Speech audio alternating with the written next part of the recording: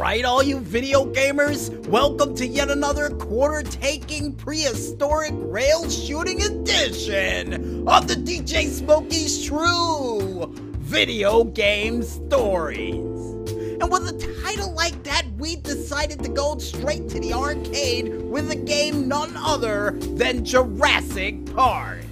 Now, before anybody asks at home, this was a later version of the Jurassic Park game, not similar to the same one my sister went to when she was in Chuck E. Cheese a couple of years back. Wish it was. I would have loved to tackle that game with her, and by the way, my sister's in this story too. So, without further ado, I think it's time for us to lock and load, get prepared to take out some dinosaurs, and eat up a whole bunch of quarters along the way as we get ready to paint the picture. Alright, this video game story began approximately 6 months ago during my sister's big birthday celebration when we decided to go down to Atlantic City.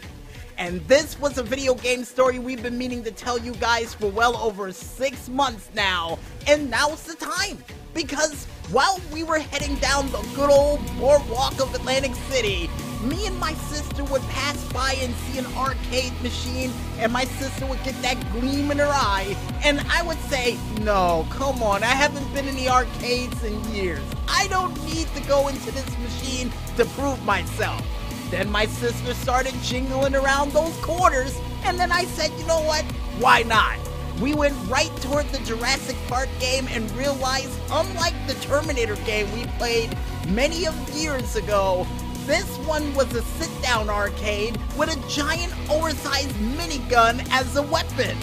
And my sister would ask me before we even started, are you sure you can do this? And I said, while I was adjusting myself in the seat, yeah, I got this.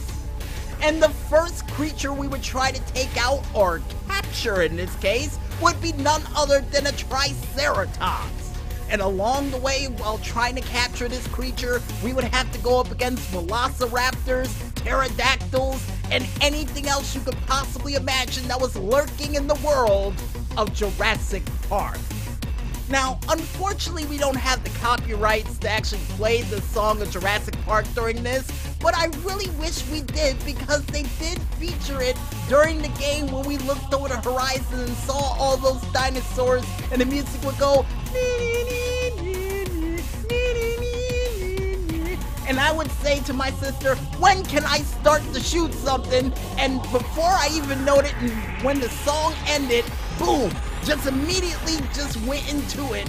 After taking out all those velociraptors and even a couple of those pterodactyls, I would pick up some power-ups along the way that would not only give me one of those neutron bombs, but also would give me an electro version of my minigun that shot chain lightning in multiple directions at all of the enemies in my path. And my sister would say, where in the world are you picking up all these power-ups? And I would tell her, you gotta be quick. You gotta be quick on the field and look all around you to get these power-ups.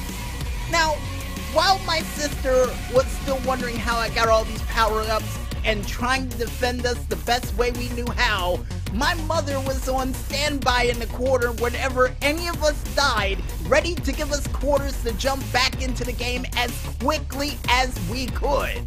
And when my sister died first, she would say, stay alive, stay alive, stay alive. And my mother would go along with a whole bunch of quarters, giving it to her, and my sister would load it into the machine as quickly as she could to man the guns to try to take the rest of them out. But unfortunately for my sister, every single time she would get back into it, there would be nothing on the screen left, because I would take them out at a moment's notice to make sure I survived that level. And eventually we would make our way to that final part of the level as we made our way right toward the Triceratops to try to take him out to add him to the collection of dinosaurs for the Jurassic Park world. And every single time they would tell us to shoot it in different points to make sure it's weak enough to capture in the cage. But surprisingly enough, weakening the creature wasn't the hard part. The hard part was trying to get in the cage, because they had us shooting these tiny little locks that was on the upper part and the bottom part of the cage, all while the Triceratops was running after us full speed, and then it would go in super slow motion going for us to shoot the locks in enough time. But unfortunately, my trigger hand, while the controller was vibrating, or the giant minigun I was holding on to vibrating, it was hard for me to try to shoot that lock on the bottom.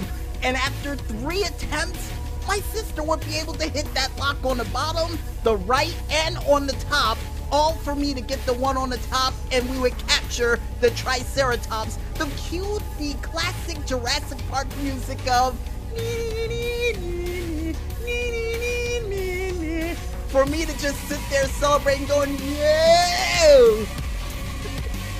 And my sister just breathing a sigh of relief, while my mother was just sitting there shocked and amazed at what we were able to do in this game.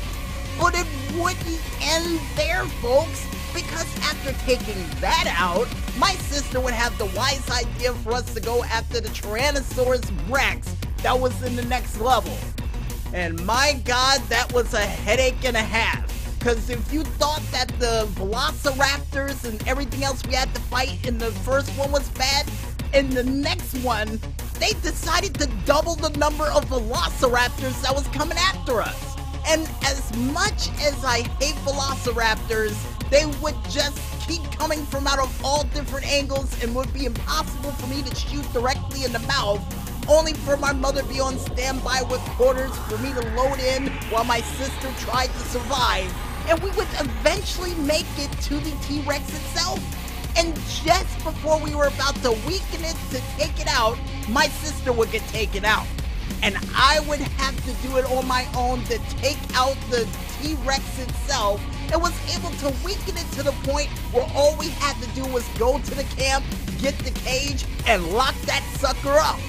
But unfortunately, while I was shooting all over the place to make sure I stayed alive, since my mom ran out of quarters and we had to get through that next level part for my sister to get revived, I would accidentally shoot I guess a civilian or one of the people who are trying to help research the dinosaurs, and I would lose my life instantly.